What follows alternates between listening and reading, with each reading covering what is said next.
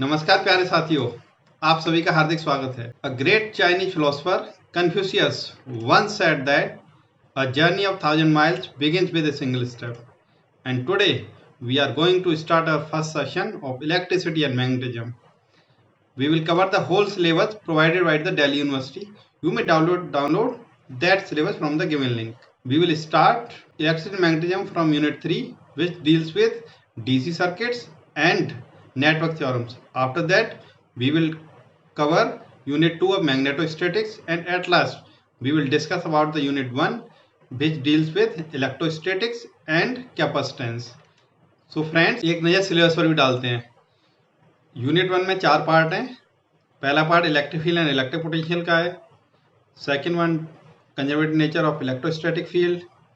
Third is all about the electrostatic energy of system of charges, and the last fourth part is about the dielectric properties of matter. Unit 2 have 3 parts. First is of magnetic field, second magnetic properties of matter, and third one is of electromagnetic induction. And in unit 3, that is our last unit, have 2 parts. First is of electrical circuits and second one is of network theorems. So we will start our session from network theorem. Today we will study about the ideal current source, ideal voltage source, and we will review Kirchhoff's current laws and Kirchhoff's voltage laws. After that we will discuss about the mesh and node analysis, Thevenin theorem, Norton theorem, superposition theorem, and maximum power transfer theorem, and their application to DC circuits. Okay, so साथियों अपना session start करते हैं। Pen notebook तैयार कर लीजिए और notes बनाना start कर दीजिए। उससे पहले जितने हमारे साथी जुड़े हुए हैं कमेंट बॉक्स में अपना अपना इंट्रोडक्शन दीजिए और साथ में आप किस शहर से बिलोंग करते हैं यह भी लिखिए। तो प्यारे साथियों, हमारे अगले सेशन का नोटिफिकेशन पाने के लिए जल्दी से हमारे चैनल को सब्सक्राइब करें और हाँ, बेल आइकन को दबाना ना भूलें। साथियों, जो भी मैं आपसे सवाल पूछूंगा उन सब का आंसर करना कंपलसरी है। So now answer me, what are the main advantages of network theorems? Second is, what is the main difference between Norton's theorem and Thevenin's theorem? अब बात करते हैं हम रेफरेंस बुक्स की। तो for unit 1 and unit 2 I recommend 2 books. One is Electricity and Magnetism by Edward M. Purcell and second one is Introduction to Electrodynamics by David J. Griffith. And for unit 3 you may go through a book authored by K.K. Tiwari, and a very good module is prepared by IIT Kharagpur. You may also go through that module. इन सभी किताबों की soft copy website पर available है। Even आप इनकी soft copies को हमारे नीचे दिए गए लिंक से भी डाउनलोड कर सकते हैं। तो प्यारे साथियों, आइए शुरू करते हैं अपनी पढ़ाई। जो टॉपिक आज कवर करने वाले हैं हम वो हमारे ideal current source and voltage source, and we will also review the Kirchhoff current law as well as voltage law. वैसे तो ये दोनों टॉपिक आपने 12th में पढ़े हुए हैं, आइए देखते हैं आपको कितना याद है। तो please answer this question as soon as possible. तो questions are, why the load current is reduced in case of practical current source, and what if we increase the shunt resistance in practical current source. Please write down the answer in the comment box. तो अगर एक ideal current source की बात करें हम, तो let us see by an example. Here we have an current source IS giving the source current IS, and at the load we are getting a potential V. So the current through load I is equal to the IS. So if we plot a curve between the potential and the current through the load, then we found that a straight line. And this strand shows that whatever the amount of voltage occurs at the load, the current is constant. So you may also say that an ideal current source delivers a constant current, and the voltage at the load depends only on the value of resistance load. If we calculate the potential using the Ohm's law directly, the V comes out to equal to IS into RL. If we can see, if RL is going to increase, then potential is also going to increase. So the value of potential is only and only depends on RL. So we can get any amount of potential from a current source. or from an ideal current source. But in case of practical current source, all practical current source have shunts in parallel to the current source. So here we have a shunt resistance parallel to the current source, and here one have RL load resistance. So IS is divided into two parts. One is going through the shunt resistance, another going through the load resistance. तो I S is equal to I R plus I, और यहाँ हम देख पा रहे हैं potential और R S H और आर एल आपस में एक दूसरे के पैरेलल. जो पोटेंशियल आर एल के अक्रॉस होगा वही पोटेंशियल शंट रेजिस्टेंस के अक्रॉस होगा. तो जो आई आर की वैल्यू फाइंड आउट करना है, तो V upon R S H value हमारे पास में आई आर की. तो we can calculate the I, the current passing through the load is equal to I S source current minus potential developed at the load upon shunt resistance. So here I is our load current passing through the load, IS is supply current from the source, V is load voltage, and RSS is shunt resistance. So we found that the value of current at the load is going to decrease by a V upon RSS. So this curve is equal to V upon RSS. And the slope is equal to the value of shunt resistance. So the value of current is continuously decreasing, and it is due to the leakage of current through the shunt resistance. Let us see by an example what is the effect of shunt resistance. Now we have two examples that in which we have same current source of 10 milliampere. Here also we have a same current source 10 milliampere, and the load resistance is also same in both the cases. Only the difference is of shunt resistance. So we apply current divider rule to find out the load current IL through the 1 kilo ohm. Then we found that 10 milliampere multiply by this quantity, and we directly solve this. We will get a current value 9.990 milliampere. While in another case, when the shunt resistance high, then we get the value 9.999 milliampere. It directly shows that as we increase the value of shunt resistance, the leakage current through the shunt resistance is minimized. Now we summarize the difference between ideal current source and practical current source. One difference is that shunt resistance in case of ideal current source is infinite, while in practical current source we have some finite resistance. Ideal current source supplies constant current to the load, whatever voltage is across the load, while in practical current source the current is going to decrease as potential increases. Ideal current source can supply any amount of voltage across load, and the voltage depends only on the value of load resistance, while in case of practical current source it supply only a limited amount of current across the load. Now we come on the ideal voltage source. So here we have an ideal voltage source generating a potential Vs across the load RL. So directly we can see that the both are in parallel, so Vs should be equal to potential, and here we plot a graph between potential and I. Then we again found that potential constant and it is independent of the amount of current I passing through the load. Applying KVL from this side, minus Vs plus potential V equal to 0, V comes out to equal to Vs. So load voltage V is independent of the load current. While in case of practical voltage source, here we have a practical voltage source, it has a series resistance with the source, and a potential V is developed across the load. Here again, if we plot a curve between potential across the voltage and current across the load, we found that potential continuously decreasing.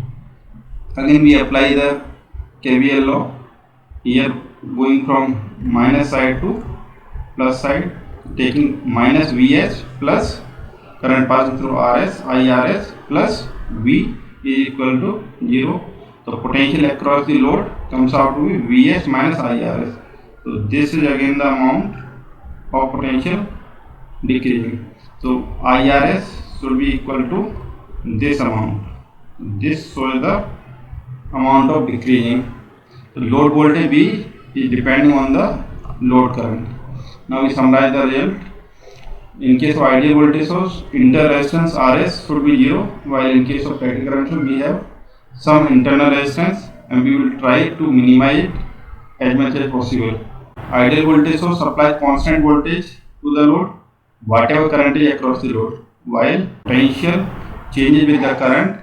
As we increase the value of current across the load, potential at the load decrease. Ideal voltage source can supply any amount of potential across load, and voltage depends only on the potential. Voltage depends only on the load resistance, while practical voltage source supplies limited voltage across the load. Now we review the Kirchhoff's current law as well as Kirchhoff's voltage law. So KVL just say the sum of voltage drops around a closed path must equal 0, while KCL says the sum of currents leaving a closed surface or point must equal 0. तो KVL को लगाने की क्या trick है हमारे पास में? Let us consider a resistance or impedance while there is a potential across it V1. तो plus और माइनस से हमने दिखाया है कि हाँ पोटेंशियल की डायरेक्शन क्या है. तो KVL लगाएंगे तो पाथ हमने डिसाइड किया हम ऊपर से नीचे की ओर आ रहे हैं, तो प्लस से माइनस की ओर आ रहे हैं, तो directly we will take a positive sign plus V1, and in the second case minus से प्लस की ओर आ रहे हैं V2, तो we will directly take minus V2. तो हमें डायरेक्टली पता चल रहा है कि KVL लगाने की ट्रिक्स क्या है कि जिधर से आप मूव कर रहे हैं उसको डायरेक्टली लगाएं. Now we write KVL equation for this problem. So here we have three paths, path 1 and path 2 and path 3. So for path 1 we apply KVL. So we are moving from minus to plus, so taking V as minus VA plus V2 or plus VB is equal to 0. After that we will take for path 2. This is path 2. So taking minus 2, going minus 2 plus sign, we will take minus VB, again minus 2 plus minus V3, and here we will going to plus 2 minus, so plus का VC equal to 0. For path 3 in the same way you write down as minus VA plus V2 minus V3 plus VC is equal to 0. If two voltage sources are in parallel or two voltage are developed across resistance which are parallel to each other, in that case we can take minus VA or plus का VB is equal to 0, and VA is equals to VB. If we discuss the Kirchhoff's current law, it directly says that amount of currents entering at the junction must be equal to the amount of current passing through the junction, or the net current at a junction is always 0. So if we apply this, then 24 microampere we will take it as a positive, which is entering to the junction. 24 microampere minus का 10 microampere leaving the junction. Again it is also leaving the junction but having the minus sign, minus 4 microampere, तो minus 4 microampere and minus का I. So if you want to calculate I, then directly solve this mathematical equation. We will get I equal to 18 microampere. If two elements are in series, then we already know in series current is same, so we apply KCL across this junction. So I1 entering current and I2 exiting current, so I1 minus I2 is equal to 0. So we will get I1 is equal to I2. तो साथियों बात करते हैं what are the application on usages of KCL and KVL.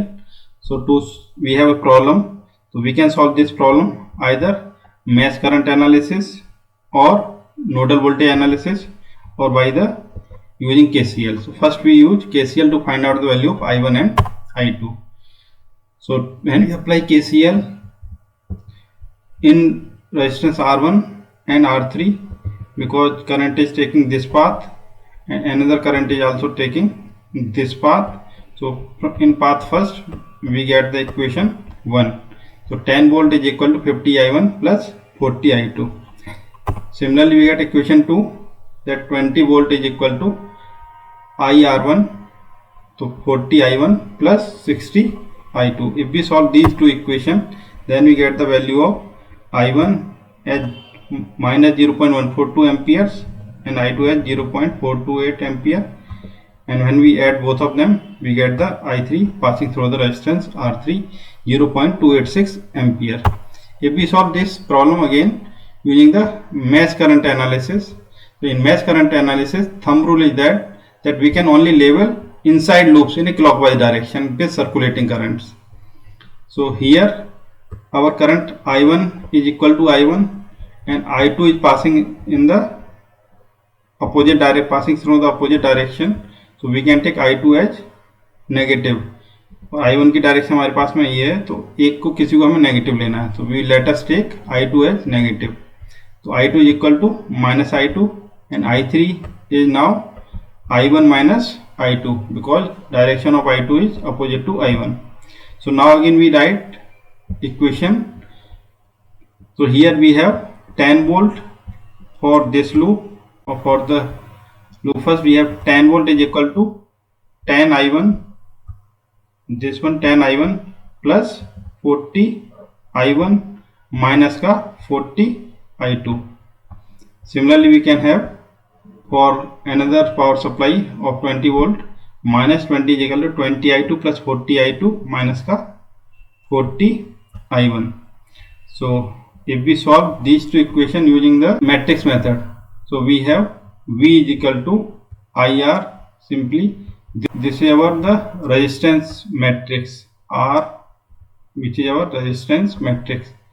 So we have I multiplied by R is equal to V. You can also write in the another way, that you write this V this way and R this way multiplied by I. So here V is the total battery voltage of loop 1 and loop 2. So we have two batteries, so here V represents the total voltage and R represents the resistance matrix, and we also calculate the R inverse, which is the inverse matrix of R. This is the way to solve the matrix which we have already studied in mathematical analysis. तो हम जब इस problem को solve करेंगे then we get the value of R inverse and apply this R inverse to calculate the I. We get the two values of I1. One is minus 0.143 and another is minus 0.429 ampere. So here I2 is negative and we have I3 is equal to I1 minus I2. So if we find out, then we get I3 is equal to 0.286 amperes. So again this is the same current as we obtained the Kirchhoff circuit law. Now we solve this problem again using the nodal voltage analysis.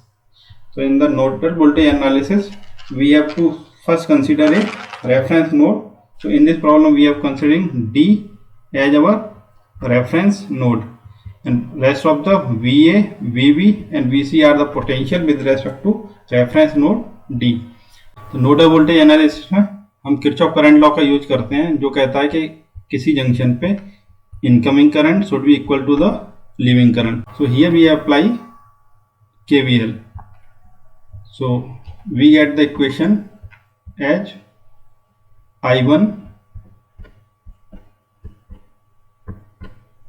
plus I2 should be equal to I3, because I1 and I2 are currents coming at the junction VB and I3 is the current that leaving that junction. So value of I1 is VA minus VB upon 10, value of I2 is VC minus VB upon 20 and value of I3 is VB upon 40, and VA and VC is known for us, so we can calculate VB easily from that equation. So we get the value of VB as 80 upon 7 volt.